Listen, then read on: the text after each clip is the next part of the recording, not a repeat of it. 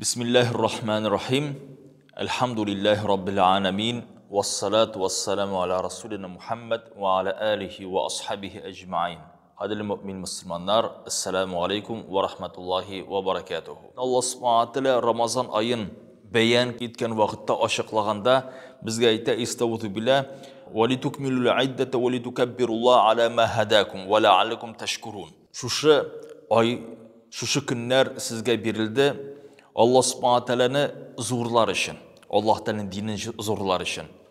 Nese bilen biz zorlayız? Paratqa шығып түгіл cemaat, oramga шығып, ninde olsa tavuşlar ko'rsatib түгіл, cemaat biz şu dinni zorlayız nese bilen, yani o'zimizning shahvatimizni, o'zimizning kundalik talablarimizni biz qoldırabız Allah rizaligi uchun. Hamda endi albatta u yoqdan Uraza tutmagan kişiler şoqat qaraylar, qarali bu kuni bo'yi suv ichmay ham oqshamay. Endi ne sebepten mikan? Qarali bu shul xatlik Allohga berilgan inangan kun uzununda şu kerakli rizqlardan tıyılıp turadi. Hamda shul vaqtda Allah subhanahu wa taala bizga shunday bir Ramazan ayının sıfatını ayta la'allakum teşkurun. Siz şu Ramazan ayı aşa şükür hissine erişeceksizdi. Şükür hissine erişu. Elbette ul fakat özünün ko'nglindagina qanoatlikgina tugil. Şükür hissi ul qaşan kişinin imanı hem amelleri, işleri birleşe Allah'a ibadet ravishinde buysunu yog'indan. Şükür bit ul cemaat til bilan aytugina tugil, ul qaşan senin taningda, fikringda, tilingda Allah'a buysuna başlay. Hem de Allah daygan zatlardan yiragaya, Allah subhanahu ta'ala şükür yağından bizge şunday ayetlerini ayta istavuzu billah. Qaşanda ol ayta ve iz ta'azzana rabbukum la in shakartum. Allah ta'ala ilan qildi, ko'rsatdi, sizga aytdi, agar da siz şükürlü bo'lsangiz la yazidannakum. Sizga Allah subhanahu ta'ala o'zining rahmatin, ne'matlarin üsteyecekdi. Ve in kafartum, eğer de siz indi şükürge qarata kirisinçe küfürlü bulsanız, Allah'ın rahmetini tanıyıp olmasanız, o'zingizning ishlaringiz bilan Allohga qarshi borsangiz, şu vaqtni kötügiz Allah'ın g'azabi, g'adil hisobı sizning ustingizda bo'lacak deb Allah subhanahu taala eskartib qo'yadi. Allah subhanahu taala o'zining payg'ambarlarida şükür deb sıfatladı Nuh aleyhisselam'da. Zurriyete min hamalna ma'a Nuh. Nuh aleyhisselam'ın Allah Teala iskat şirib ayta, innehu kana abdan şakura. Şunliqta ul buldu, men qarata şükürlü bendelerden deb aytila. Hamda şükürlügi narsa bilan ko'rindi, Allohga bo'ysunib.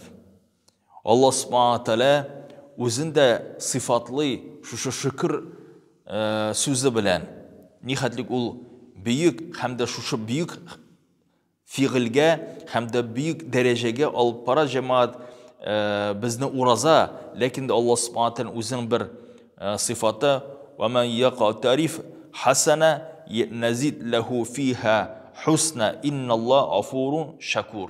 Şuningda Allah subhanahu wa ta'ala izgilik qilgan kishilarga faqat yaxshilik bilangina, izgilik bilangina qaytarasha bu dunyoda ham ahirette.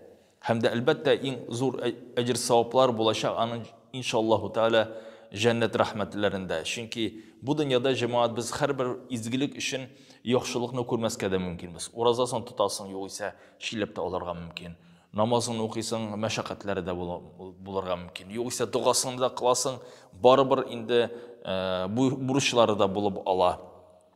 Allah subhanahu teala bizge ecir savapının asılın әзірләп қойды ахиретте. Шул күнне қашан biz indi dünyаны unuturбыз һәм дә ул безгә нихәтлек бер төш шикеллегенә булачак. Шин барлык дөнья ахирет каршыбызда басып торачак.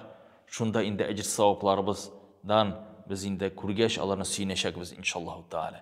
Инналлаһу афун шакур. Аллаһ тааля гафу итүче һәм шакур, һәм дә шөкерле булып тора. Һәм дә шөкерлеге аның җәмәгать нәрсә белән bizge faydasızsın deb aytgan vaqtda bizning izgi ishlarımizga qarata Alloh taala istep ecir savapların rahmetlerin bireşek inşallahu teala. Elbette biz indi peygamber bola almayız. Nuh aleyhisselam şekilde zor işler hem de batarçılık kıla almayız. Lekin de uraza bizni şükür hissine alıp baraşaq. Ol şükür hissi qaşan bizning sözimiz, imanımız, gamelimiz birleşe Allah'a qarata itaatlikka inşallahu teala. Şuarda bizning qarşımızda bulgan zor fırsat Ramazan ayında uraza tutup izgi işlerde o'tkazsak inşallahu teala fikrimizni, sözimizni, işlerimizni Allah'a buysundursak hiç şeksiz inşallahu teala Ramazan ayı uzib ketkash g'ayitni qarshi olgan vaqtda bizning ko'nglimizda faqat bayram hislargina bo'lashaq. Assalomu alaykum va rahmatullohi va barakatuh.